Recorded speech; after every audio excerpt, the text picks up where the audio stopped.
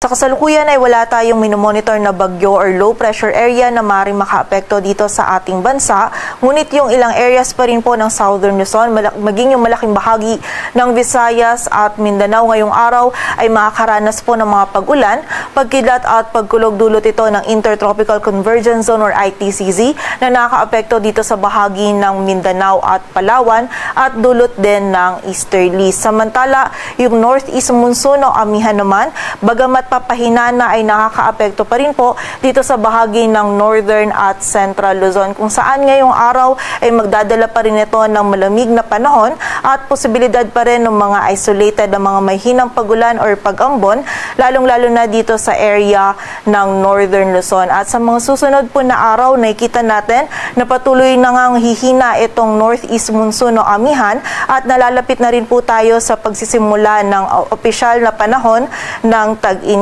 kung saan paghahanda po para sa ating mga kababayan para po maiwasan natin yung panganib na maaaring idulot ng init ng panahon sa ating kalusugan.